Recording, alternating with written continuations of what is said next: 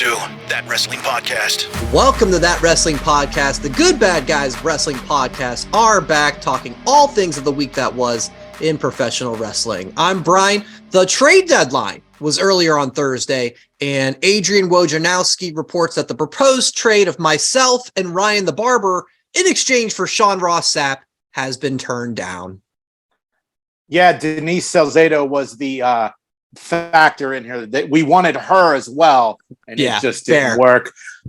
It is ahoy, mateys. It's Jason, and I am the captain now. I'm glad to be back.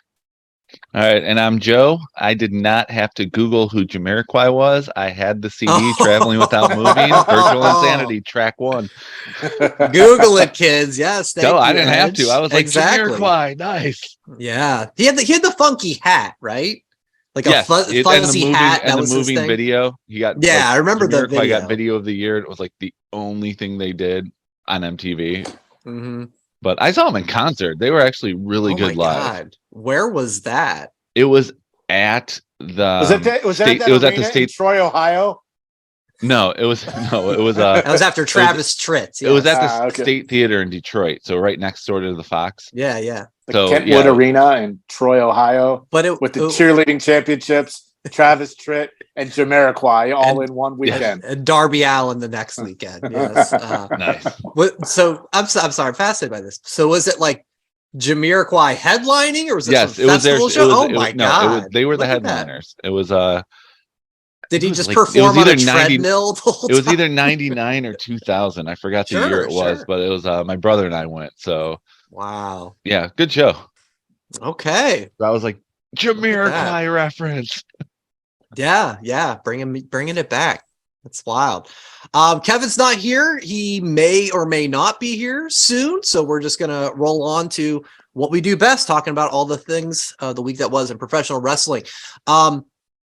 We had a great week of stuff, especially in the WWE world. And Jay, I know you missed last week, so we're moving forward, right? We've got Cody and Roman at Mania. We got Sammy, Roman, and Elimination Chamber. And so tons of media has been going on. And Cody did an interview that had a fairly interesting point I wanted to bring up. It's an interview with Alex McCarthy of the Daily Mail. And Cody was asked about the rumor of Rock and Roman at Mania and his opinion on it. While he gave all respect to The Rock, Cody shared his belief that the options WWE has right now are even better due to the stories that are already happening. He says, quote, with all the respect in the world to one of the GOATs, The Rock, it looks like the options we have here within the roster are even better because of the stories that are happening. One story finished something that started in 1978, 7 years before I was even born, and another story of really the tragedy of being welcomed into the bloodline and then what you saw unfold. Now, guys, I see that. Of course, Cody's going to say my stuff is better. I mean, he's not going to go out and say, yeah, I'm all right, but The Rock's the best. But do you agree? What do you think about this? I don't think we need The Rock. Like I said a couple weeks ago, I feel like we're going to get Rock Roman at SummerSlam at the end of night 2. If it is Cody that wins, or even if it's Sammy that wins, we get If You Smell What The Rock's Cooking, and then it sets up for SummerSlam, or possibly even a year later at WrestleMania. It's in Philadelphia. It's where all the nonsense happened at the Royal Rumble a few years ago. Yeah. But my big concern about all of this is how are they going to keep this crowd from turning on Cody Rhodes? I mean, Monday was a great start. Yep. Mm-hmm. Monday was a great start. And, last Friday on SmackDown, I was surprised to see Sammy get that much on Roman. Of course, we know the bloodline, came back and, saved Roman, but it was a vicious spear. I just want Sammy cut the hair, shave the beard. Let's get the ultimate underdog, or the underdog from the underground, or whatever the hell that nickname was, because I don't know what's going to happen. And that's the best part of this. My biggest fear is Cody getting booed at WrestleMania because it's not Sami Zayn or The Rock or Stone Cold or whoever else. I still want Brock and Roman at WrestleMania again. So can we get that, please? It's still card subject to change, brother. Like you got it. If I were to get that again, that'd be like my buried treasure moment. Like that'd be the biggest find in the history of buried treasure to get Brock and Roman again somehow at WrestleMania. Joe, thoughts on Cody's quote? Did you agree that, hey, what we got going on is better than Rock and Roman anyway?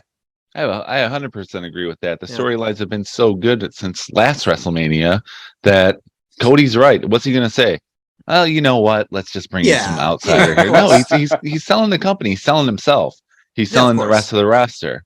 And when you think about it, there are many people there that could headline WrestleMania. I mean, you got Roman, Cody's a deserving spot.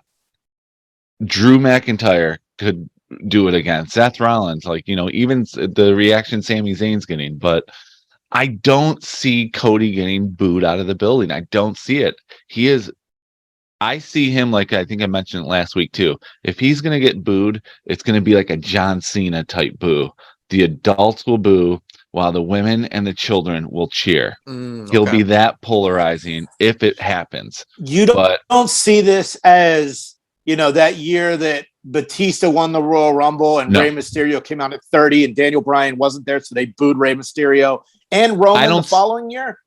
I don't see it as that because that was Batista. They brought him back wrong, and he was just brought back all of a sudden. You knew he was winning the Rumble. Cody's seed was planted at WrestleMania last year, and then he watered it the next night on Raw when he said what the plan was. Showed the picture of Dusty, and then with the belt, and he said, "That's what I'm here for. That's what I'm going to get." Him taking off the jacket in slow motion with the peck made him a legend. It won't happen. While Batista was brought back, it's like he quit and now he's coming back. This was before Guardians of the Galaxy, so it's like he was like, oh, he tried to be The Rock with and he made bad movies with Rob Van Dam and the RZA and Wu-Tang Clan. But he was in a James Bond movie. That was after. After the Royal Rumble. Okay. So this was it was after Guardians. Yeah, ever since Guardians, he's like the best actor of all the wrestlers, but we're not going to get into that. The point is, Cody already planted the seed. I don't see him getting booed out of the building like Batista. It's going to be more like a John Cena type booing. And that's fine. Joe, on today's date, if you're listening on Friday, it's February 10th. Is there, we do percentage games around here. What percentage, if any, does WWE abandon the ship on Cody Rhodes against Roman Reigns at WrestleMania? 7. I was going to say 10. No, it's not too high. I felt better after Monday, and Jay, I'm glad you. It seemed like you're kind of coming around on where I was months ago with Sami Zayn in this story. I said, guys, guys. Kofi Mania, the Yes Movement, Sami Zayn. I'm seeing it. I'm seeing the future, and it's played out better than I would have thought. Actually, you're right, Jay. That spear and the crowd just was hot. And me and Joe, him and I got into this on text the other day because I shared with you, Jay. I'm like, I don't think it's going to happen, but there's a chance the crowd could turn on Cody because of how hot Sami is. And I said this to Joe in text, and I'll say it to you. You probably picked up on it talking about Monday Night Raw, that when Cody was starting his promo, there was a Sami chant in the crowd. Yeah. When Sami on SmackDown, after he attacks Roman and he gets on the mic, there wasn't a Cody chant. They love Sami Zayn. Now, again, I think Cody and Heyman absolutely delivered. So I feel pretty good about where things are going. That was a fabulous start. But not ready to go there just yet. Got a long time still before WrestleMania. But I think it's something that you gotta have in the back of your mind. And obviously, we'll know more after Elimination Chamber.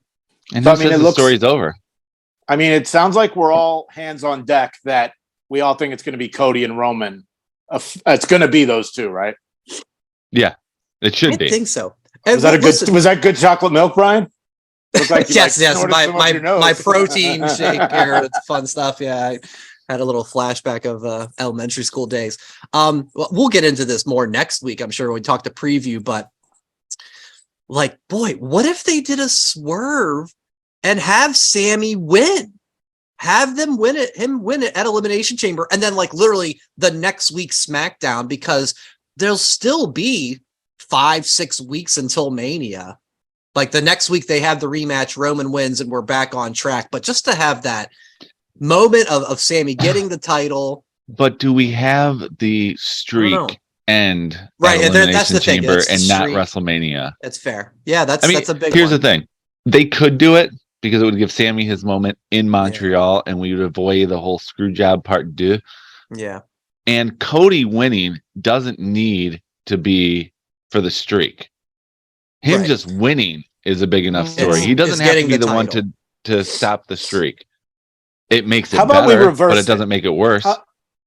I would reverse that. I think Cody does need to end the streak and beat the titles. I mean, but Roman is the anchor. He's been the anchor of WWE for 3 years now. He's been the champ.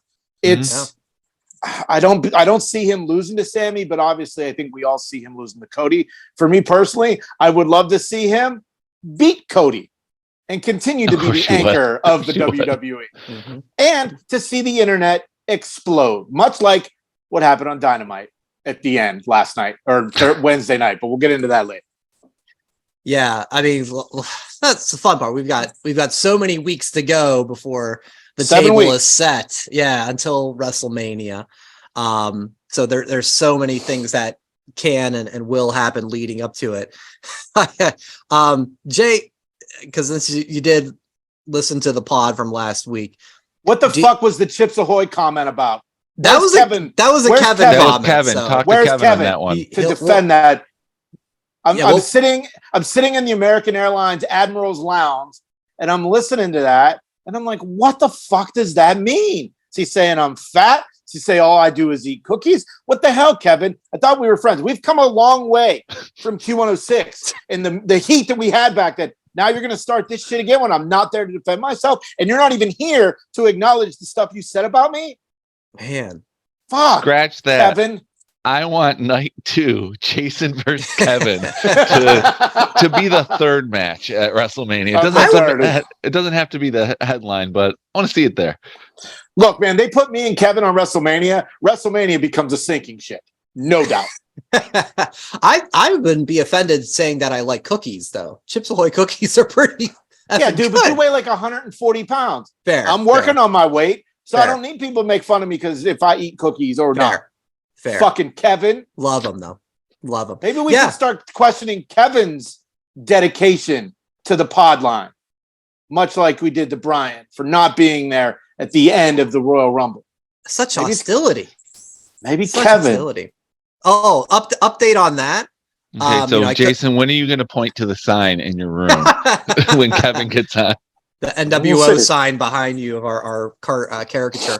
Update on that. The post Royal Rumble pod that I missed because I was having You had date night. Who says date night on the second biggest wrestling pay-per-view of the year? Come on. You're trying to help out a good friend. Not that good of a friend. Do it on Friday. Go meet at a brewery on Saturday afternoon. Nevertheless, babysitting and everything else. The real question is, Brian. Yeah. You listened to the podcast. Did any of those matches happen? No, I don't think so because orgasms count anywhere. No holes barred. Nothing. I don't think so because I was informed the other day that she, the friend of Angela, told my buddy, I'm not ready for a relationship right now. Womp womp. So if those matches did happen, they apparently ended in a screw job. So no more pitch black matches, pitch tent matches. No, none of those. Huh? Not for those two, at least. Terrible. Well, so yeah, I missed the pod for. I was hoping a romance would spurn and you not missed the pod. For nothing. Nothing for someone else. For someone else to score all the booty. That was the idea. Yeah, and way to screw over your so-called friend when you set him up with someone who's going to be like, I'm not ready for a relationship. You knew this ahead of time. No, I did not. No. Well, someone did. So going back to that night of the Royal Rumble, I didn't say it then, but I'll say it now because I think there's potential. I want an all pitch black pay-per-view. Ooh, why? Does that mean That we would have to be- drink a case of that? I love the visuals. I The really visual's love. good, but I don't know if it's too much of a good thing. Right? Can you imagine? That would be awesome to have an all pitch black pay-per-view in the black lights. Just the visual. I love it. But for the record, I drank that drink. 10 days later, I still had chapped lips, and I'm blaming it on the amount of sugar that was in that Mountain Dew pitch black. Joe, what was that? Like 150% in that bottle? 75 grams of sugar, 150% of your daily intake. Of your daily. I did not finish it till like 4 days later. That was me too. I'm not even drinking a full one. And then I had that like mango melon pink thing. Oh, yeah. I just threw it away. I'm like, didn't even try it. Nope. I don't like Mountain Dew to begin with. So, but I want an all pitch black pay-per-view. Mountain Dew, can you make that happen, please? Well, the word make that happen and stop making pitch black, and we'll be all good. I think Nick Khan, or it came out because they had the WWE investors call. I think they say they made $1 million of sponsorship on that match. Nice. So you want to have 7 matches, $7 million. $7 million off top of what you normally would do. So And Brock has $1 million contract in his $5 jean vest. Yes, he did. That is God. Yeah, we could get into Raw because that was one of the highlights of a show that was, for me, full of highlights. I'm saying it was the best Raw of 2023 so far. Obviously, we're only 7 weeks in, so it's a small sample size. But nevertheless, it was great. You had JBL dumping Corbin, saying that you can't polish a turd. You had it's like he sunk Corbin's battleship. It's crazy, right there, in the middle of Orlando. Shelton and Cedric are back with MVP. Love that. Is that just a one-night thing? Nobody knows. Well, unless it's been confirmed since. No, it hasn't. No, it's just it came together on Monday. So hey, it just still was interesting to me, and let's see where it goes. We had Lita saving Becky at the end of the night, and the classic case of like, I hate this bitch last time I see her, and then when you see her next time, oh, that's my bestie, because last time they were with each other was in Saudi Arabia, and they fought each other. Kind of like me and Kevin had issues in 2007. Then we met up for your bachelor party, and things are cool. Yeah. Hey, best friend. But does this lead to something with Lita and Becky, whether it's at Elimination Chamber in a tag match or WrestleMania? What do you think? Yeah, I do. I think, and I can't take the credit for it. I think I saw it online and I said, that makes sense. We're going to go 6 women. We're going to have Becky, Lita, and Trish versus Damage Control at WrestleMania. I'd be all right with that. I guess you could do that at Elimination Chamber because Trish is Canadian, but I don't know. I think maybe that card's from Toronto, not Montreal. It's like, it's like dopes that say, "Oh, you're from Pittsburgh. You must be happy that the Eagles are in the Super Bowl." Right, no, right. Fucker, I'm not. Right. I don't know how Canada treats that, but you're right. That's not a fair comparison. Well, Montreal's French Canadian, while Toronto is not. So it's like English Canadian. But then Natty qualified for the Elimination Chamber, and but that she's was from my Calgary. Right. That was my only logic. I was Ontario. like, well, she's from the country, so maybe that's why they she's from Calgary on the other side of the country. Right, but why else would they have put her away? Why else would they have put her on, right? Isn't that why? That's like someone from Los Angeles going like, "Hey, are you happy Philadelphia's in the Super Bowl?" It's right. I know, it doesn't make sense. I feel like that's why they did it. Well, she's like the buoy of the women's division. She's been there so long. She keeps everything afloat. Yeah. And, she's now wearing the Anvil's hat. I can't wait till she comes out with like a big goatee, like maybe like the one that somebody got Joe for Christmas. It's a goatee, fake beard. Yeah. Kind of, maybe she could do that. Montreal screw. We're going to get a Montreal screw job of some sort at. I Joe hope not. brought that up last week as a scary thought. The part deux, because it's French Canadian, so we can say part 2. It's part deux. So yeah, I don't know. I don't like it. I hope they're bigger than this. Well, I think that Triple H could dig into Davy Jones' locker and pull up something better but similar to the Montreal Screwjob. Yeah, that's what I was trying to think, though, I was like, well, there's not like an authority figure, but everybody knows he's the authority figure. Adam Pearce. Mm-hmm. Pierce, well, but but he, like, what's his motivation? He wouldn't. He has issues with the bloodline. Exactly. So why would he screw over Sammy, right? Or maybe he screws over the bloodline. Is Pierce Canadian? A screw job in favor of Sammy. That would be that'd be like reverse Bizarro world. Because it would be very similar. I'd be helping that Brian. Brian, it could turn into that kind of like when you went to see Raw when Jericho won the belt, and then the storyline it didn't work. Whatever they did, maybe they go that route. Like it's a fast Roman, count, and we got to like I said, Roman being the anchor of WWE, he would have the stroke to make that happen. He has all the wind in his sails to go forward and make sure that he gets his way. So if Adam screws him over, he could just say he can go to Triple H or he can go to Nick Khan or whomever is above Adam Pearce, in kayfabe storyline. And Brian, you were with us you were at Night of Champions when they had Daniel Bryan win, and it was a fast count. And then Monday Night Raw, Randy Orton they vacated it, and they faced each other the next month, where we got the so popular Big Show face turn. Yes.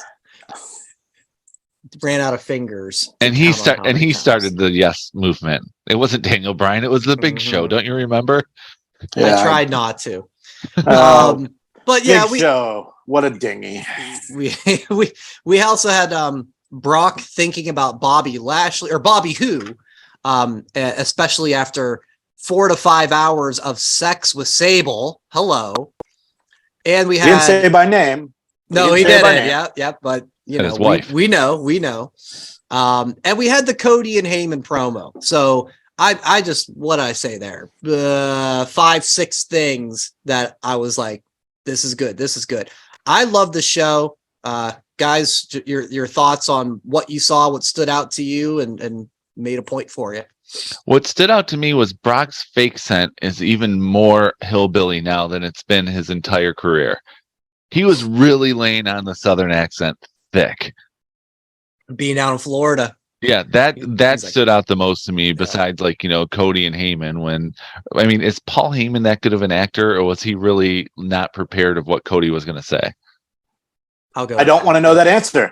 I don't want to know. Yeah, it was so good. It was so good. It was I love the promo for the simple fact that it was proving my point more. It's like, this is the right step. Cody's the story. There's so much connection with it. It's like, it's gotta be. But I love the show. And it shows that Heyman is Roman's first mate. He's the guy behind Roman to right the ship that is the bloodline. And what was with the new shirt? Maybe the SmackDown. That was it was. It's like the Godfather type. It's just Roman and Paul. Oh, okay, yeah. Brian, if you'd have just waited another 2 weeks, you could have got that as part of the Royal Rumble winnings. You cheap fucker! I know. You still can. They are for sale. I don't think it works that way. Someone else has to buy for you. Yeah, I thought that's how it worked. Or are we doing elimination chamber bets? No. Yeah. I got all my shirts came in, by the way. They're all great. And if Kevin shows up, though, he did a return, I think, on his Cody shirt. Because he feels like... Is he turning on Cody? He's turning on Cody. Wow. He said it was like they gave him the short sleeves of like a women's cut, that they were like just on his shoulder. So I took a picture of me with mine, and it's like mid bicep. It's, I think, fine. Maybe Kevin's just too fucking tall. He goes, maybe I just have extra long arms, apparently. But he has to wear like an XL. He has to wear like an XLT size. Mm-hmm. Like the big and tall sizes. So I don't know. What a Flemish. Jay, any other Raw? I know you were catching up on that. I scanned through a lot of it. I'm not going to lie. I don't, and I don't really remember a lot of it. Oh, I just thought of something. Okay. Go ahead, Joe, because like I said, I'm Dom yelling "mommy" when Eddie is your father sign was behind him. well, the That social was- team. Yes. The social team posted that on our socials. I thought that was hilarious. Like Dom, there's a lot of my friends who are just like, oh, I hate Dom. Oh, he's Love the worst. Dom. I freaking love this storyline. How can you not respect a man that did hard time and now he's trying to make his way back into society after serving his debt to society? What a great man that Dominic Mysterio is. I still want the mugshot T-shirt, please. Agree. And he earned that teardrop tattoo. They don't just give those out. You got to earn those. In the did clink. You see the battle, the NASCAR race? Yes. On SmackDown Friday. Oh yeah, that was that was a little ridiculous, but funny all the same. That Corporate integration. That was stuff that I did, like when my dad was around, like making fun of his height the whole time because my dad was only like 5'6". So, yeah. Like, can you reach the pedals? Banger Raw, yeah, that was some good product placement. With that for sure. That was the cross promotion. Jay, where did you watch that race? Because I know you're a NASCAR guy, and no, I did not in your area there in LA. Yeah, I was a little preoccupied. I was in the galley all weekend, so there was really no time for TV or anything. So once I got out of the galley and ended up back at home, like I said, I think I've caught up on everything, but I was a lot of fast forwarding through stuff. Yeah. So, the NXT Vengeance Day was fun. The women's match was so good. Roxanne against Toxic Attraction. And then, of course, Tuesday on NXT TV, they did Ding Dong Hello with Toxic Attraction. And I thought we were going to get them moving up to the main roster to join Damage Control. I've always wanted that female faction, like the badass female faction. And I think that's what AEW is trying to do with Saraya and Tony. They're apparently or allegedly calling them the new women everywhere, the NWE. And that's why they're spray painting L's on their back, like the people's backs. So I hope that's not the case, because that's a fucking terrible name. But I don't really remember much from Raw. Vengeance Day was cool, what I watched. And so was NXT this week. So Ruka, the future. She's fantastic. So Ruka, the future, man. Woo! Yeah. And she's only been in wrestling for like 9 months. Isn't that crazy? I read that too. She's phenomenal. Dijak's finger. Did you see the finger at the end of the Wes Lee match? It's not supposed to bend that way, guys. Whoa. No. That was my favorite match. The show was fine, but for me, that was like a bit of a bummer because I was like, holy shit, great start. And every match was just like, this is okay. This is good. This is okay. This is good. It's like he got it bit by the great white shark. Boy, it just took it. Big, yes. Damage. No thanks. Looking ahead, though, so thrilled about this. Official, it had been rumored for a while, but official SummerSlam coming to Detroit, Saturday, August 5th. Happy days are here again. Big night in the city. Is it happy days, Brian? Of course. Why is it happy for the guys of that wrestling podcast?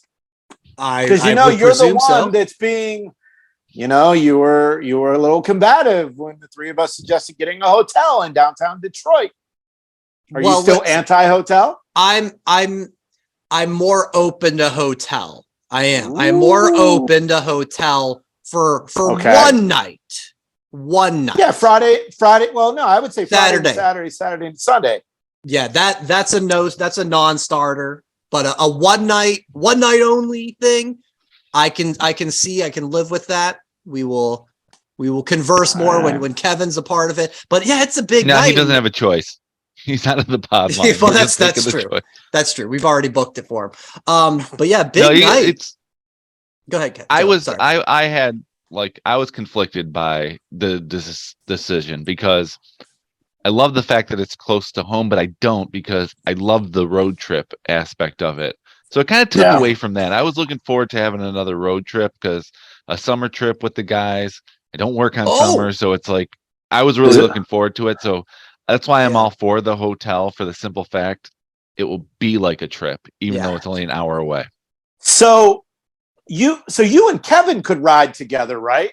Like, so you could still have your road trip portion of Joe would have an hour road trip. Mine would be like 50 minutes. Yeah.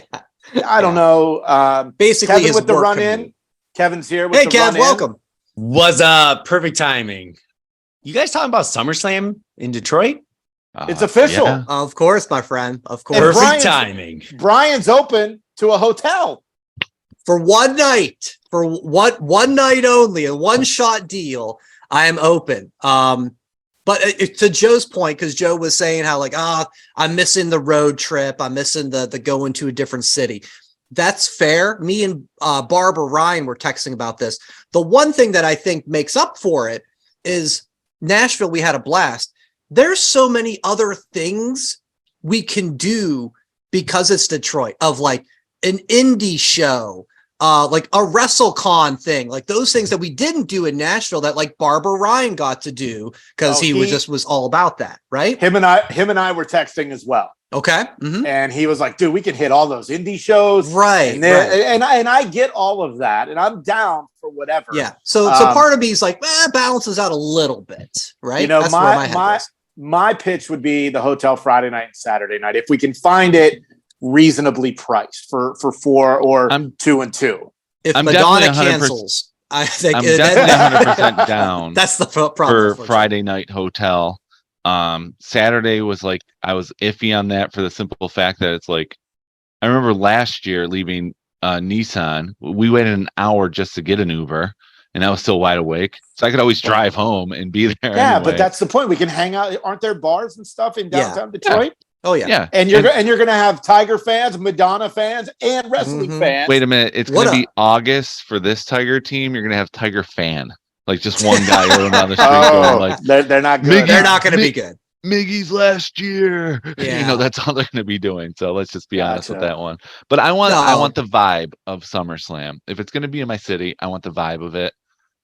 So I want to treat it like it's a vacation. And going home is not a vacation. Yeah. Show of hands. Will Madonna do a run-in at the main event after her concert's over? What's her percentage? Yeah, what's her percentage here? But no, I'm excited. I was pumped to see that it was coming, and we'll figure out all those minutia details of hotels and everything else, you know, as time goes on. The tickets aren't even on sale till April 14th. So April 14th. So we've got a little bit of we got a little bit of time. I have contacts, but everything's WrestleMania right now, so I don't want to bother anybody that's preoccupied with Mania. Makes sense for SummerSlam. So after WrestleMania, who wants first row seats? Joe, you must have won the damn lottery. I didn't know. I looked it up last year. It's like it was like $850 for like ringside, and it's like, the real question. Hold up. The real question is not. Well, we know Brian ain't spending that much. Are wives coming? Are wives invited? To what? This is a guy's trip to SummerSlam. It's a guy trip. It's a guy trip. No, Angela was like, "What if I wanted to go to Madonna and I was going to take you and surprise you?" I'm like, "Well, cancel that idea. I don't know." You mean there's no party? I get it. I don't know. Good one. Yep. You know, the big thing. How many people does Ford Field fit? 80 to 90,000, right? 80,000 for football. Would be for football. Well, for football, 65,000. Yeah. Okay, so WrestleMania 23 was 81,000. Okay, great. I think it'll be great. The same. Yeah. And you know, last year at SummerSlam, I had a conflict. I bought concert tickets to see Rage Against the Machine for July 29th, and I sold them for the good of the podcast. Wish I could have sold mine. That never happened. Fucking hell. This year, for July 28th, I bought tickets to go see Pantera and Lamb of God in Pittsburgh. I think what's going to happen is I was just going to do a weekend trip. I think I'm just going to do a week and a half vacation where I'll stay in Pittsburgh for a couple of days and then maybe come up to Detroit maybe Wednesday or that week, and then maybe hit, you know, some indie shows or WrestleCon if there is one, Starcast, you know, whatever. So it's It's going to be a good summer for my three-peat of SummerSlam. Oh, Kevin's too. Yeah, we're both three-peating. That's right. I told Laura last night, not if we get a hotel because Kevin won't go. Got to get my. He can still go. He's just not staying at the hotel. No, He's staying at mom's place. If he buys a ticket, who's going to tell him not to come? Trent's mom's going to be. Trent's mom's picking him up. Yeah. AKA his sister. AKA my sister. Does anybody want to throw out, and we'll time capsule this, prediction of like the main event or a championship match, and we'll see who's close. I mean, Jay, you can start because I think you've already kind of declared what you think it is. I think it's going to be a fatal four-way. It's going to be Roman. It's going to be The Rock. It's going to be John Cena. It's going to be Brock Lesnar. Oh, my. And a surprise fifth entrance, kind of like Money in the Bank last year. CM Punk. Oh, my. That I don't even want to go. that's like the wrestling world explodes and there's no more wrestling after that match. That's insane. Wow. Okay. Yeah. Well, I had down. Of course, I'm kidding. Of course, I'm kidding. I want it to be Rock and Roman at SummerSlam at Ford Field, 80,000 people. I think that's a big enough crowd for that match. I really do. Unless they do what they did in Nissan and don't sell half of it. Yeah, that's like. I wonder if that has to do because it was outdoors. Maybe. That roof's not retractable at Ford Field, right? No. Okay, so I think that they could have more seating. Yeah. Do it small. Have very similar to Royal Rumble, right? Have them come out of the very small entrance. Have them come out of a locker room area. Flood those seats to know if it's Roman Rock. Yeah. If it's Roman Rock, that sells that many seats. Yeah, they have the Lions tunnel, the Detroit versus everybody tunnel. But that could be fun. Seth, entrances are nice. Don't get me wrong, but I kind of like a sea of people. Okay. Of course, I think Rock Roman potentially could be, but realistically, Seth Roman or Seth Cody for the belt. Okay. I was going Cody and Gunther. I think interesting. Maybe we're getting the IC title belt taken off him at Mania. I think just this week has the longest intercontinental reign of the century. Since 2000. So, he's already got that record. Maybe he loses at Mania or shortly thereafter. And then he moves up because there's nowhere to go but up with Gunther because he's fantastic. They already had their fun thing at the Rumble. So maybe we put that at SummerSlam. Gunther has done away with the scurvy that is the WWE SmackDown roster. So it's time. It's time for him to go up to the 12th floor deck and be the man, the captain, if you will, of WWE. Joe, any main event prediction? I think it's gonna be Cody Seth. Okay. That's what I would say. It would be for the championship, and then if it's gonna happen, not at WrestleMania, it will be Rock versus Roman. All right, got some similar threads to Jay. Kev, did Roman versus Gunther to be his next stepping stone? Oh, that'd be fun. I'll say Bray Wyatt will continue to grow, and we'll get a Bray versus Cody. Oh, okay, interesting. And then we'll get that Cody, interaction with like kind of a supernatural because he's so realistic, right? Cody, or we can have Bray have a hologram Dusty Rhodes. Right. Uncle Howdy comes out with it or something. Yeah. Or Kevin, you weren't here. You didn't hear my request. I would like an entire pitch black pay-per-view in blacklight. At SummerSlam. Let's fucking make Ford Field a giant rave. Detroit's known for its techno, so yeah. Who's bringing the biggest rave of the summer? There's the tagline. Give me the hoodie. There it is. There it is. Sponsored by Mountain Dew Pitch Black. Oh yeah, everybody gets a case on their way in to satisfy you. But yeah, I'm excited. No matter what's going to happen, it's going to be fucking fantastic. Let's quickly move on to AEW. They had their championship night. Everything was championships. All the gold, all the buried treasure up for grabs. All there. Pretty insane match between Danielson and Roosh. Roosh is licking blood off his fingers. I'm fucking disgusted by that. That's awesome. unsanitary. I hated that. I hated it. Shockingly, Danielson won. So it's official. We got Revolution just under a month from now. Danielson, MJF, 60-minute Ironman match. Guys, wait. We may not get it. Okay, explain.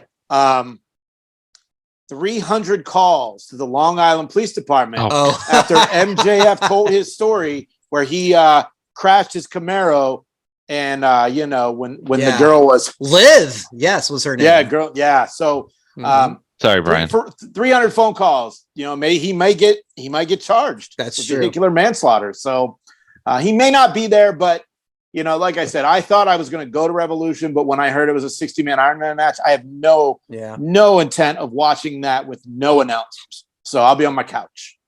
Yeah. So what's your rating? 1 out of 10 of excitement for that match? 1 out of 10. 1? Oh, I'm going 4. I'll go 4. I probably would give it a 5 if I could watch it, but I will be not able to watch it. Dedication to the pod line, another one. It is what it is, my friend. But yeah, I give it a 4. I'm still interested in MJF testing himself in that sort of a match. He doesn't wrestle a lot. So even that match, exactly. And that match with Takeshita, Takeshita, excuse me, MJF, when he did the flip and landed on his feet off the top rope clothesline. So cool. I mean, that was an eye opener. Like, okay, yeah, hi, that's really good. So I would like to see how he can hang with that. But I've hated this build. I've hated you have to win every single match. It's the 5th time. So fucking lazy. Time, right? So bad. And I really don't think Danielson has a chance to win. So again, that already takes me down a notch. So I think, I'm giving it a 4. I'd give it a 5 if I could actually watch it. It's not going to be an Iron Man match of 60 minutes. It's going to go to sudden death and be 90 minutes. Oh, even better. Whoa, Jay would be like -1. No thanks. I'll say for pure wrestling enjoyment, I'll say a 6. Just because it's going to be entertainment. Both guys are going to bring their A game. It's going to probably be a lot of falls. I'll say 6, average. Actually, I guess that's below average. It's a D. Solid D. If 5's it's a D. At least it passes, but it's a D. I'm 60%. I'm going with it 2. I'm really not. It's like the build. It's been 5 times. I've hated the build. We mentioned it last week. And what is with AEW when your name's not John Moxley or Chris Jericho? When you get the championship, you become boring and a worse character than you were before you became a champion. Yeah, Kenny and Hangman. CM Punk. I mean, he got injured twice, but he didn't really have a title run.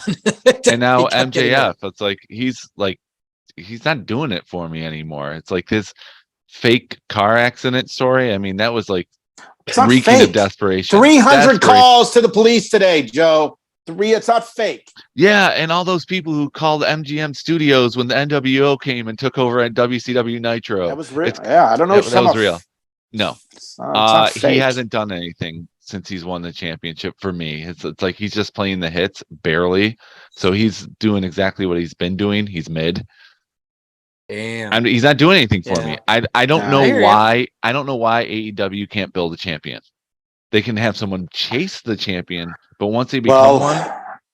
Okay, I'll say that's fair. That's a fair comment. It's you're there and you stay kind of at the level of when you don't elevate. I'll say outside of unless you're Moxley or Jericho, you don't elevate the company. Outside of Jericho's first run, I'd say it's only run pretty accurate. Oh yeah. Outside of that, where Mox took the belt, I'd say everyone else was there. Everyone else who's including Mox. I'll say including Mox, just there. I thought he did a good job as a champion. He built other people up. Like he built Eddie Kingston, who's been MIA except for his tweets yesterday. Yeah. Mox has been the best AEW champion. Yeah. I Jericho second. Everyone else tied for Everyone else tied. Yeah. Yeah. Like, it's true. well, actually, no. So I everyone like Kenny. made the podium. I like Kenny's heel run more than you guys did. I'd give that a third, but it's not amazing. It was just forgettable. Okay. Yeah. Okay, that's fair. We also got new tag champs, the Unreal. Guns, Billy. Unbelievable. That crowd had no idea what to fucking do. And I loved every second of it. Even the show, it kind of had an awkward, like, we had like the show and the match ended, and there was just 2 minutes of them just like standing in the ring. And like the show not going weird. Off the air, it was like timing issue or something. I don't know. We thought the Billy Gunn was going to turn. It certainly looked like it, but he didn't. And I don't know. Thoughts on the title change? Too soon for the Acclaimed? What are we thinking? I love it. Okay. I love the shock value. Yeah, me too. I had a feeling it would happen because that would be the only reason to make Acclaim versus the Guns the main event of the show. And like you would have had you would have had Bryan Danielson and Roosh be the main event of the show, but when they made it the other way. And it's a good rematch for the pay-per-view. Bingo. Does this mean it will be the return of FTR? I don't know. I could see that. I haven't listened to the last 2 episodes of Dax, FTR with Dax. So there was something that popped up on YouTube today. It was a little clip about when things got heated between him and Tony Khan. So I don't know what is going on. I didn't see that. We don't know if they're going back to WWE. Are they coming back to AEW? Who knows? But again, give me the surprises. I'm all for it. All for it. SummerSlam? Yeah. That's where you want to see it? SummerSlam, yes. The Revival and the Usos. There it is. And Demolition against Powers of Pain. Killer Bees and the Midnight Express. Oh, no, you have the Revival in the corner of CM Punk when they come and CM Punk joins the Fatal 5-Way. Right. With Cena and The Rock and the match of all matches. to end all of wrestling in time. And for some reason, Shane McMahon wins the match. I don't know how it happened. That's a good booking. You know what, guys? I know I wasn't. Oh, Kevin. Yo. You're here. Oh, shit. What's up? What the fuck was the Chips Ahoy comment for about last week? You saying I'm fat? I made that comment? Yeah. They said it was you. Did you guys listen back? It was not me. Who was it then? Did you listen back? Yes, I always listen back. I thought it was you. It was you. It was my voice? I thought it was. There's no way I said that. Was it you, Joe? It wasn't me. I'm the one who was like, what? If there's any way I could time stamp that, I would pull up the audio right now. Where's the video? I have no idea. I have it saved, but I have no idea where in that hour, 20-minute podcast it is. So I don't know. And you know what, Kevin? Not even a big deal. The bigger deal is you idiots. I've been dropping nautical terms all week because I was on the Chris Jericho cruise and none of you brought it up. None of you wanted to talk about it. I'm wearing a fucking captain's hat and a shirt. I have a shirt for the cruise and you get nothing. I thought you just liked boats or something. I didn't know. I thought you were. I forgot. To Neil. I thought you're working at Yacht Rock now. What's going on? Yeah, Yacht Rock. No, I was on the Chris Jericho cruise. Well, that's all the time we have. Next week we'll be previewing the Elimination Chamber. Oh, no, Jay, tell us about the cruise. Come on. Oh, come on. I want to hear all about it. So it was the 4-leaf clover. It was the 4th cruise, and I was my 3rd. I didn't go last year because of the, COVID was still weird. And apparently when you boarded, you had to have, they tested you right there. And they were short on staff. So imagine 2,000 people trying to get tested on the spot. The boat was supposed to leave at 4 last year. I don't think it left till 10 at night. Oh, so yeah. So this year was much easier. The embarking process was onboarding and embarking was so much easier. Learning how to do, 6-man does a lot of cruises. They do the Kiss cruise. I've learned they do like the Beach Boys and Kesha and Pitbull, and there's a Bon Jovi cruise, and I'm kind of into it. We may try to do the Bon Jovi cruise, but they did announce 5 Alive next January. Would love if you guys could come, but I get it. We all got lives and jobs and kids and all that stuff. But we'll save that for off-air talk. There is a lot to talk about, and I'm not really sure which way to go. Do you guys have any questions first? Did the other cruise people, because it's all wrestling fans, did the other cruise people smell? You know what? It did. In recent years, there was a lot of body odor. Yeah. Deodorant was not their friend. Didn't have that issue this year. I think people are getting it. Good. I think people are understanding. That's awesome. Okay. Deodorant's like $5 a stick. Go for it. It's cool. That's good. Yeah. Kevin, anything? Yeah. So it's a lot of wrestling podcasts and wrestling and all Q&As. Of course, there's pools and everything. Do a lot of people partake in stuff that's, enjoyable that you would do normally on a cruise? I've never been on a cruise, so enlighten me. Or is it just mostly let's run and watch wrestling? Or do you see a lot of people like enjoying other aspects? Yeah, a little bit of everything. My wife, for example, she's not into all the stuff. So I get her the spa package, the unlimited spa package for the entire trip. Oh. So if there's something she doesn't want to go to, she'll go to the sauna or the hot tub or the jets or whatever. And she went and got a manicure the one day because there was stuff going on that she wasn't into. So there are many other things. And as far as the pool's a little weird. It's very douchebaggery area. And what I mean by that, it's, I'm going to give you a stunner off the side into the pool. Oh, Wrestling everybody's moves RKO. Yeah. I can see that. So we It's like really 12-year-old me. No, dude. And it was like us pool at Brian's wedding. Yes, that you guys did that at my wedding. That's Jumping right. off stuff. Different though. Right. Different though. Well, the pool was covered, you said? No, the side of the pool, there were just people sitting all around, but it was it was dudes fucking chopping each other and trying to do promo battles and all that bullshit. Okay. That's been happening since the first one. And then there's hot tubs. There's a hot tub right next to it, but it was just full the entire time. So who knows how much semen and vaginal secretions were in that hot tub, because we didn't go anywhere near that. First thing, of course, is Fozzy. They always do the first show as we embark off of Miami. Great set. I didn't really know much from the new Fozzy record. They got a couple really good songs off of it. Then there was wrestling. And then there are 5 or 6 complimentary restaurants on the boat. They're just part of your thing. You scan your key card, and you eat there. There's a buffet, but then there's also restaurants that you have to pay for. Yeah. So because my wife was a trooper, I'm like, we can just go to a restaurant every night and then pay. So there was a steakhouse. There was a Mongolian steakhouse, Brian. I think that was your thing, right? Where they bring the food on a stick. Okay. That's like Brazilian. Brazilian. Yeah. Yeah. And then there was an Italian place, and then there was hibachi. Mm. My wife has been to hibachi. She loves it. She's like, you should go. We'll have fun, like whatever. And finally, like that first night, she really wanted to do hibachi. I'm like, all right, let's just go. First night, get it out of the way. I looked at the menu. They had a steak and chicken meal that, I was like, all right, this is fine. I loved it. It wasn't just cooking food. It was a goddamn show. These guys are singing and flipping shit and making flowers out of egg stuff. And guess who was at our table?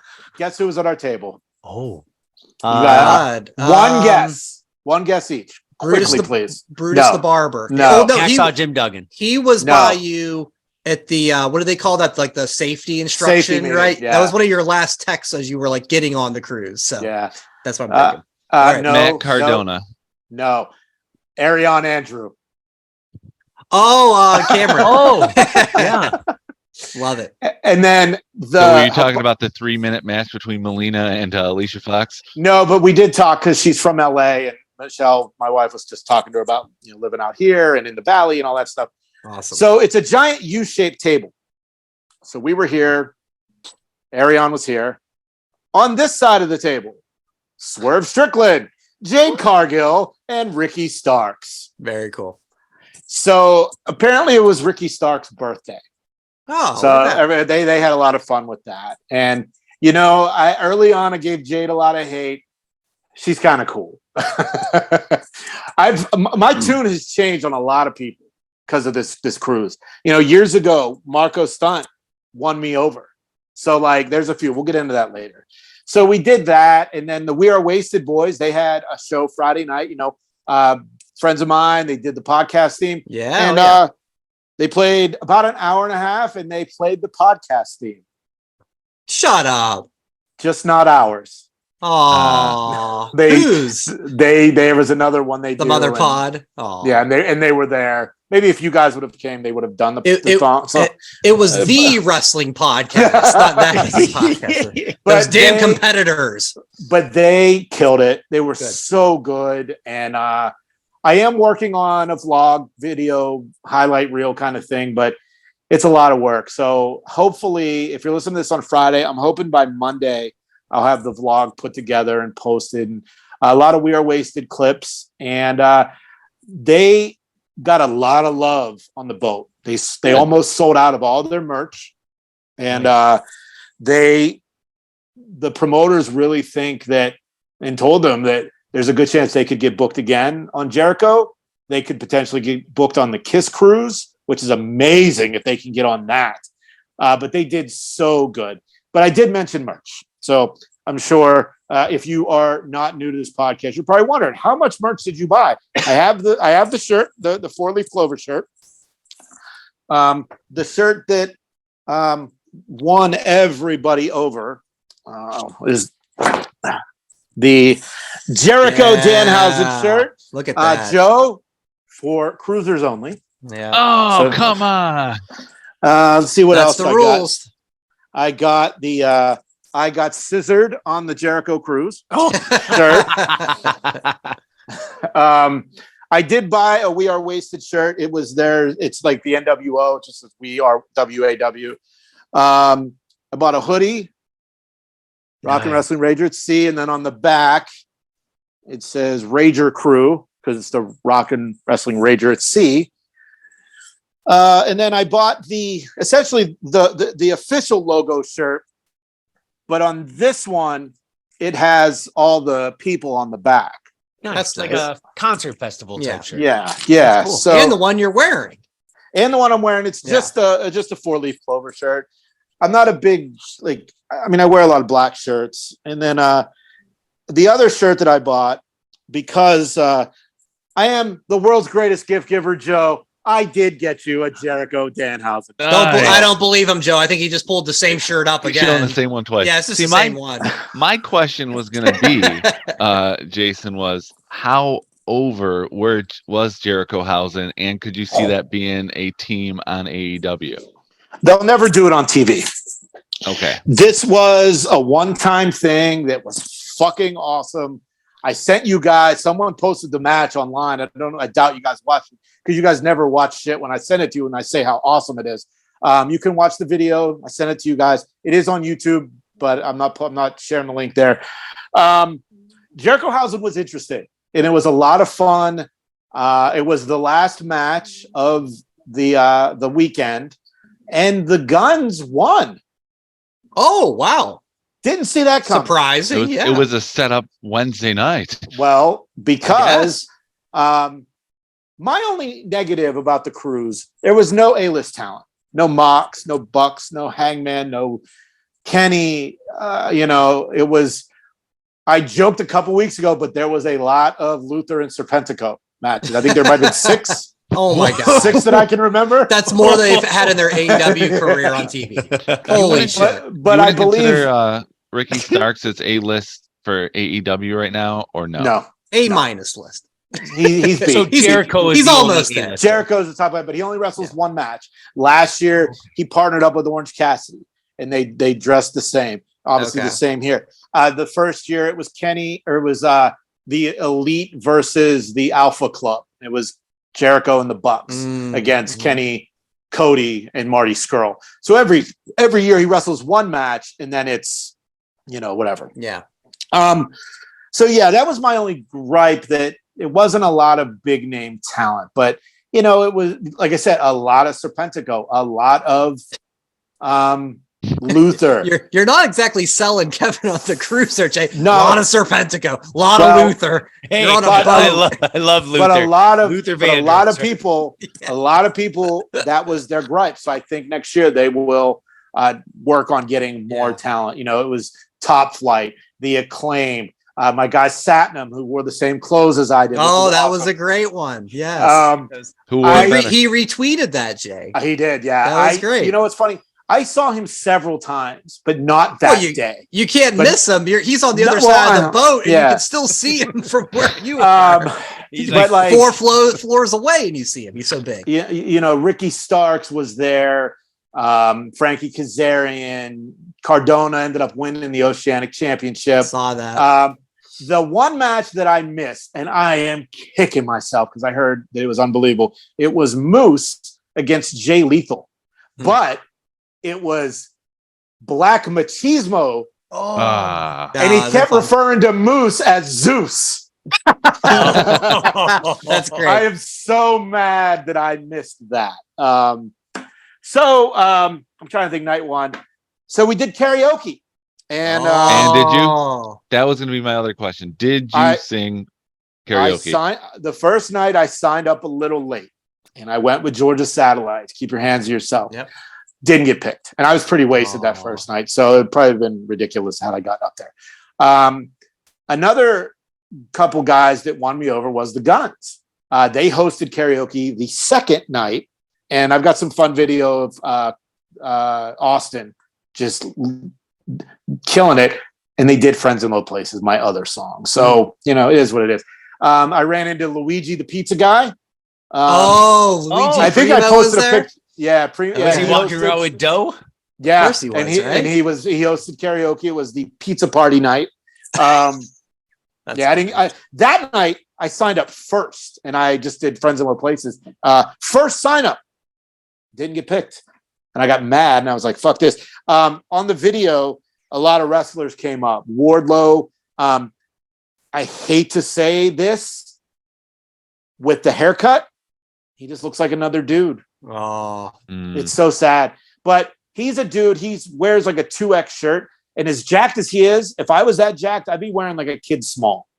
Yeah. Like, Luchasaurus did karaoke, and you'll see in the video, no mask. So how do you know it's him? Did he sing "Walk the Dinosaur" by what that was? I don't remember. Oh, okay. I don't remember. All right, so after that hibachi night, we went and saw We Are Wasted, and where we were standing, a lot of the wrestlers were hanging out.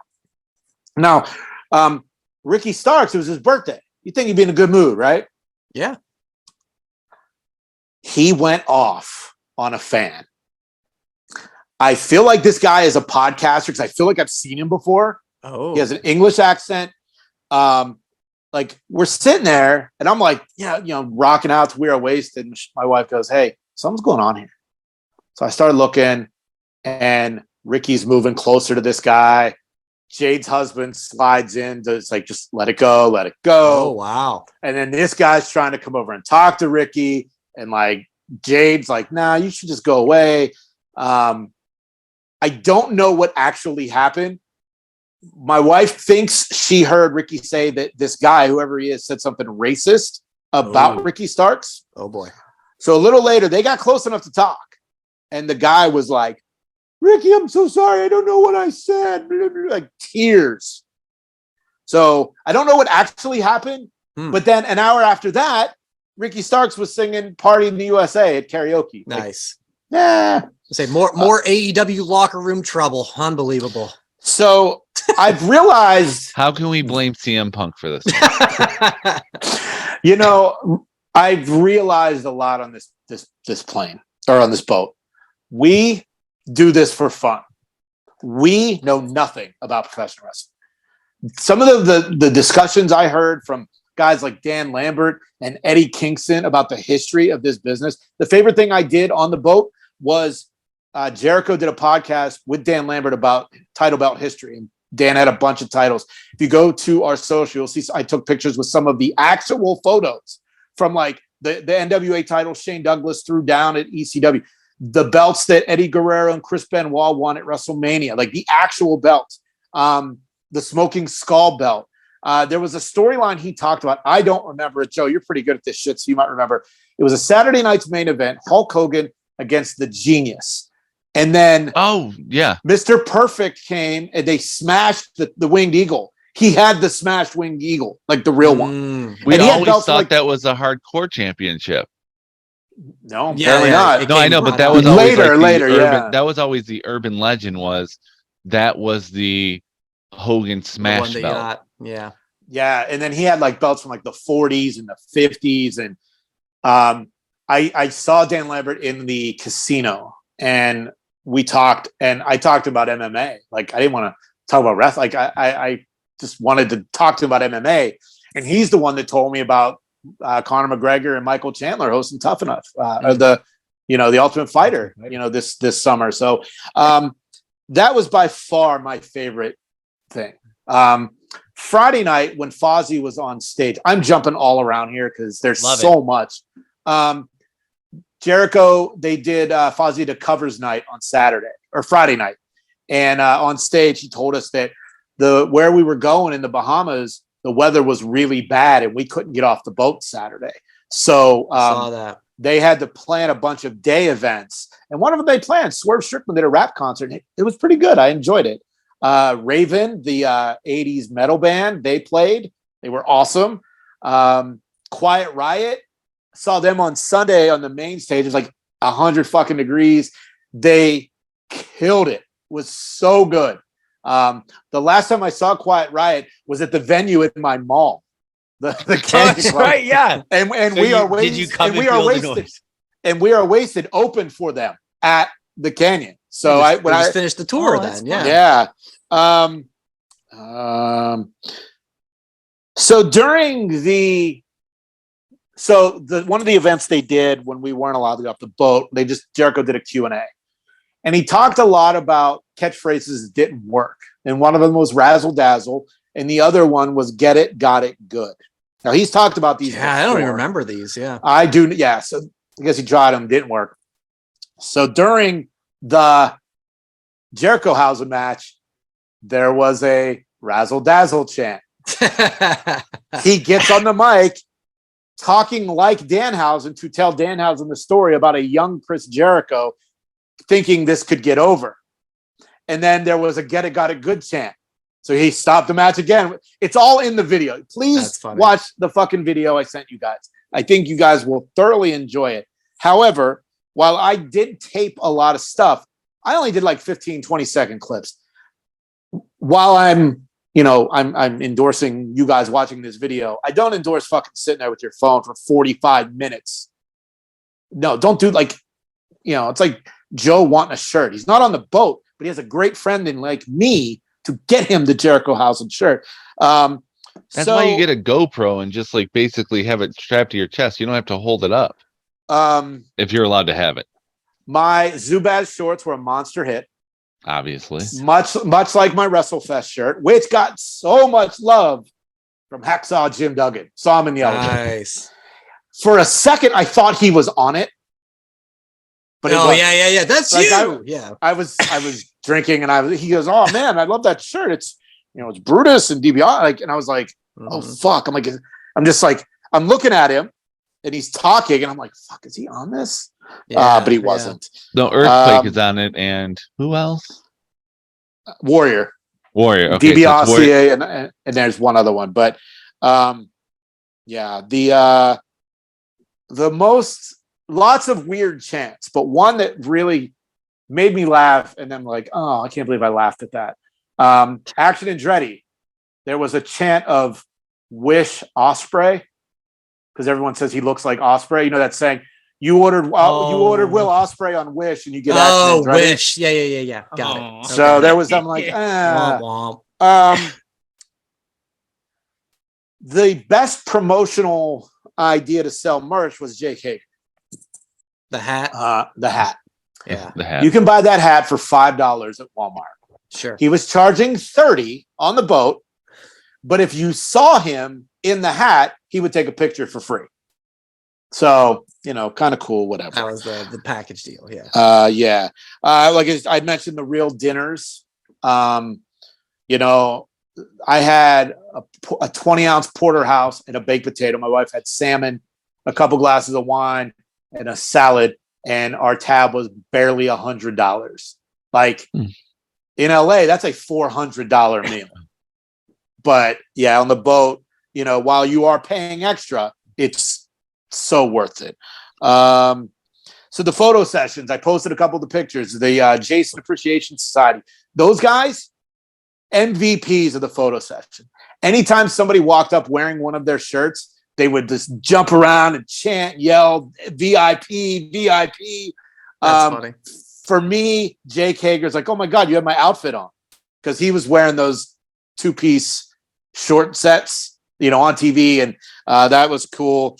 Max Caster was late. I got a picture with the Acclaim, but I wasn't really feeling it. That's why I didn't post it.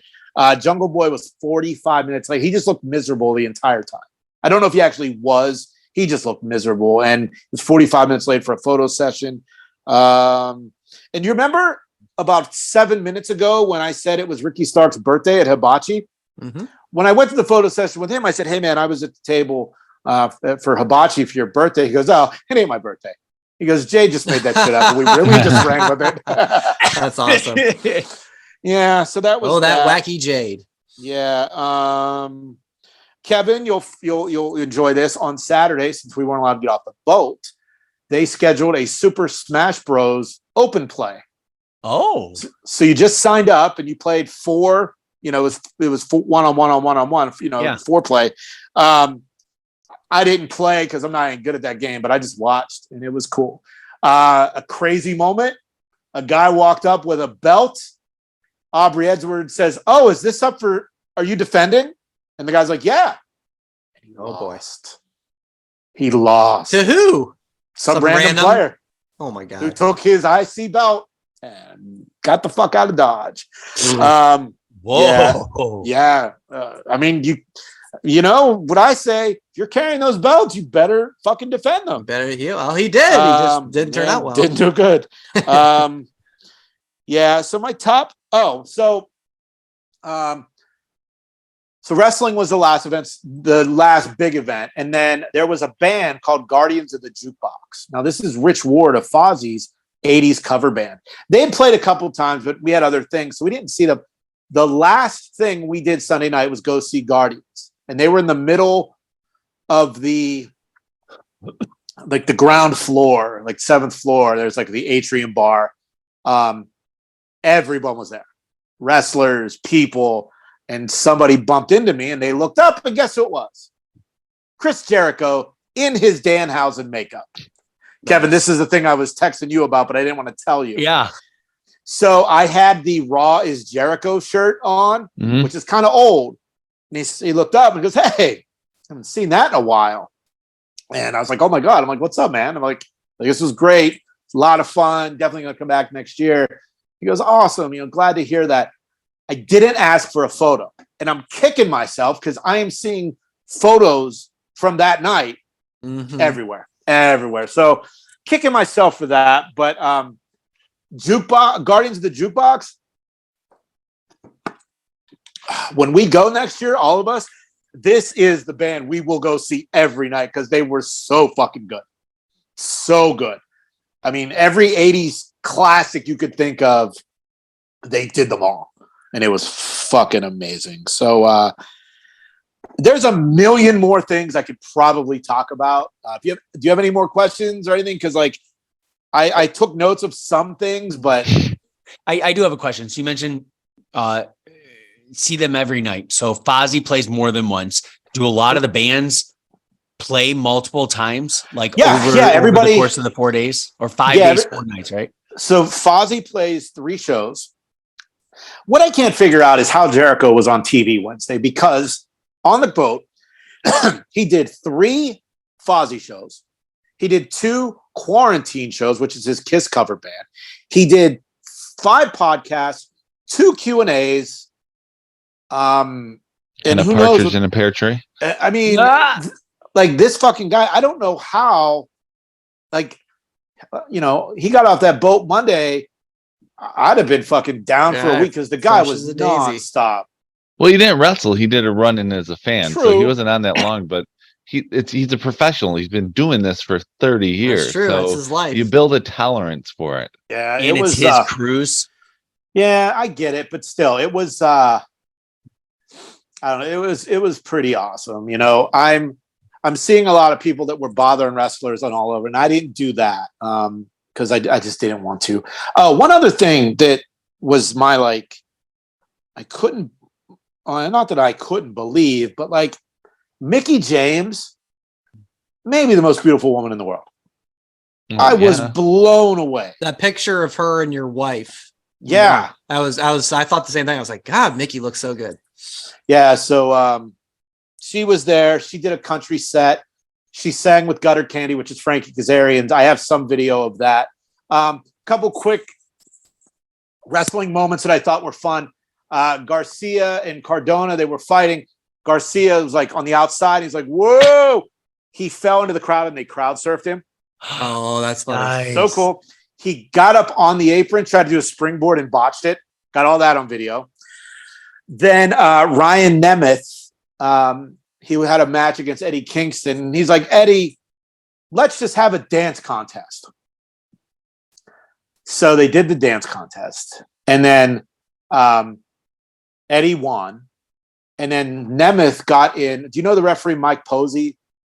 He's a smaller guy, short blonde hair.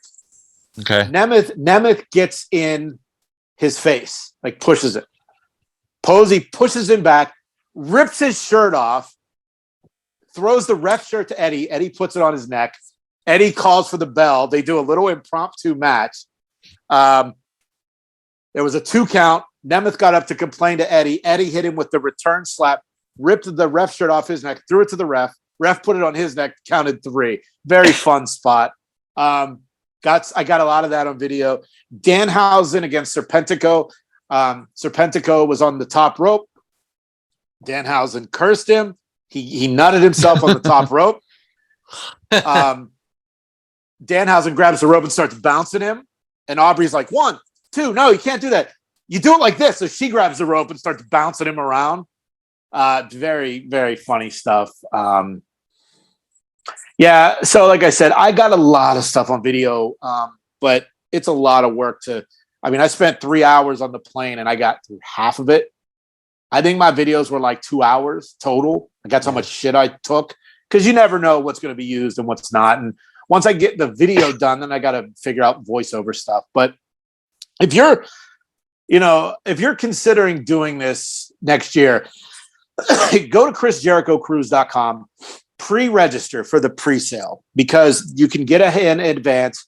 You can book your room, and you can also you don't have to pay everything up front. You could do monthly installments. That's how I did it last year for my wife and I. So, they say it's a vacation of a lifetime. Yes, it is, and it's every year, and it's fucking awesome. It's so much fun. And we're gonna go next year, the 4 of us. And it's going to be awesome. And I think that the Chris Jericho.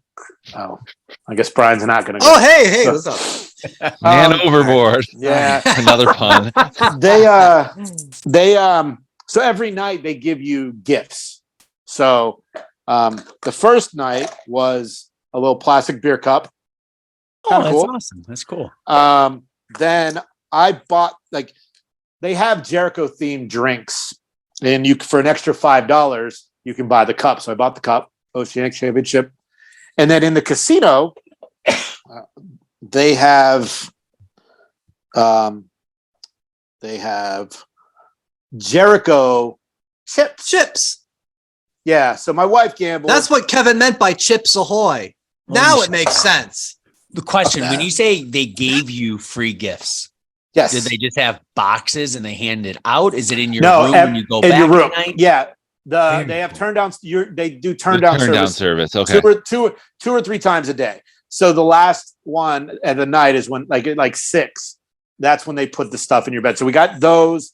I got the one Friday night was like a zip up duffel beach bag with the cruise logo because you're going to the beach the next day. Yeah. But we didn't. That's cool. So that's that. And then the last item were luggage tags. Nice. I've never used I'm afraid to put the luggage tags on my actual luggage because I don't want people to steal them because they are pretty fucking cool. In years past, we got they take a giant photo of everyone for the first Fozzy show, like everyone in the crowd and stuff. Last year, they gave away a Jericho bobblehead, but he's in the captain's gear, like that hat I had, like this. It's this, but he's in a bobblehead.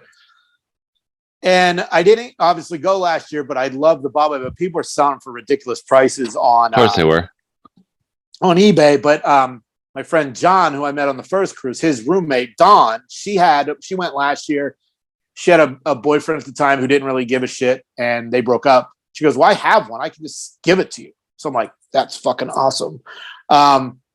Yeah. So you walk away with some pretty cool merch items. That's the one fun. year it was a couple bottles of the bubbly when that was a thing. Oh, right. Next year they are doing, if you sign up within the first 400 cabins, you get limited edition Jericho trading cards.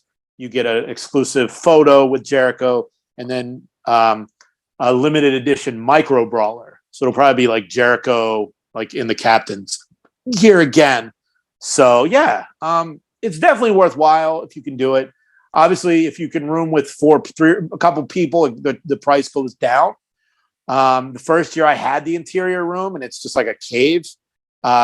Year 2 and 4, my wife and I got the balcony room, and it's a little bigger, has a little bit of a seating area, and of course a balcony to hang outside. And yeah, man, I know I'm talking in circles here, but there's just so much to talk about. And I'm sure I've left out a million other things. So is there, and if it's something that is going to be like a video vlog surprise, but any Matt Cardona calling me a mark, nothing like that. So I did talk to him, but I was drunk, and I vaguely remember him say, that's cool, and that was kind of the end of it. I think we took a photo. Sounds like something he'd say. I don't remember, but I don't really care because I've also realized too, the middle finger thing, that shit's played out. Mm-hmm. Middle finger thing, because he wasn't the only one that did it. The Vaudettes, they are a rock and roll burlesque troupe. Shal Guerrero, Eddie Guerrero's daughter, is one of the founders, and I have video of them, and they do their routines to rock and metal songs. A lot of middle fingers. And then the one number, and I think I got on the video, they pull their titties out. Oh, so yeah, not safe for work, but nips are covered, so you're good. I don't know, man. Like I said, Ryan Nemeth, they did a comedy night. Ryan Nemeth was much funnier than I thought he was going to be. Another person that won me over. Kate Quigley was fucking hilarious. Her comedy was not for the wrestling crowd. She was like, all these hot guys, I'm going to fuck someone. I just don't know who it is. And then she would talk about how she spent most of the time during the day in her cabin with her vibrator. And then the one time she couldn't find the vibrator, and the cleaning crew put it in the safe, and how the vibrator was made by Hitachi, who they make power tools and shit. Yeah. So Brad Williams and Hornswoggle had this ongoing thing, which culminated during Cardona winning the Oceanic Championship. And then they did some stuff during the final comedy show. Yeah, it's just everything you could imagine. If you're into paranormal, Jericho's a big into that.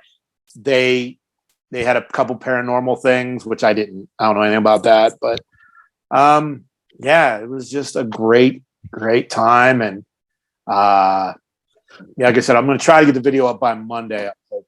I've got a busy weekend this weekend, so well, we can't wait to see it, man. I'm glad you had a good time. Glad you had safe travels, and whether it's all 4, whether it's just you, whether it's a 2 or 3, who knows? But yeah, you've definitely doing a good job of selling us on it. I applaud you for that, and that's good shit all around. So yeah, we'll look for that video hopefully on Monday, if not sooner after that. Next week will be the elimination preview and prediction show. Can't wait, because that show looks fucking stacked. One last thing. Oh, come on. Here it comes. No Here it comes. No videos. Oh. I was at the airport in Miami, And I'm walking to the gate, and they're like, "Excuse me, sir, would you mind coming over here?" Oh, that's right. Yes, you did. You teased this. DEA, the fucking DEA, and they're like, "Where are you going?" I was like, "Well, I'm going back to California." He's like, well, what are you doing here? I was like, well, I was at the rock and wrestling cruise. And I was a little nervous. He said, do you mind if we go through your bag? And I'm like, do you have a choice? Like, actually, I do. Good day, yes, sir. I do mind. Yes. Well, I said, I laughed. Yeah. I'm like, do you have a warrant? Right. And I was like, no, I'm just kidding. I didn't say that. Quiet Riot. You wouldn't be here. Yeah. Warrant. So, Quiet Riot, not war. Yeah.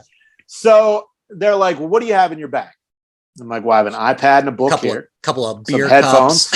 No, it was literally these plastic, were all plastic Jericho beer cups. Yeah. Is it and because I got a second Jericho Hausen shirt and that was for crew deck only? That's true. Yeah, maybe, can't be allowed. It was the weirdest thing. Like that's never happened to me before. And I don't know what they were looking for. I mean, it is Miami, and allegedly cocaine's a big thing there. But allegedly, how the fuck would I have gotten through the airport with like a kilo of coke other than up my asshole? Which Apparently it wasn't. You look it like wasn't a there. drug mule. I don't know. It was just a weird thing, man. Were you wearing the captain's hat? You almost had your Dom Mysterio moment of like being locked up for like an hour and being released. You were this close. It was just weird though, because like the only thing in my bag that I bought a Miami Heat shirt and a pair of shorts. So like I don't it was wrapped up in a white bag. Maybe they saw the bag when I was reorganizing my backpack. I don't fucking know, but yeah. So I got stopped by the DEA, and Luchasaurus was on my plane. I had asked him if he had fun on the cruise, and he says I had a lot of fun playing chess. I don't really remember him wrestling, but I did karaoke without the mask, and you'll see that in the video Friday. So wow, unmasked. Well, glad you had your brush with the law. You made it home safe. And another successful pod is in the books. Oh, wait. One more thing. Kevin, come on. Longest pod ever. We're gonna do video. The 60 seconds. So Jason, you're up. 60 seconds on the clock. Right. No, I'm good. I think I've talked for the last hour, so I'm good. YouTube.com/thatwrestlingpodcast at thatwrestlepod for all the socials and whatamaneuver.net for your merchandise. Enjoy wrestling, everybody. We'll talk to you next week. Ahoy! Thanks for listening. Follow That WrestlePod on Instagram, Twitter, Facebook, and YouTube. 1, 2, 3, that's it! Thanks for watching That Wrestling Podcast on YouTube. Make sure to subscribe to the channel. And for more That Wrestling Podcast content, follow @ThatWrestlePod on social media.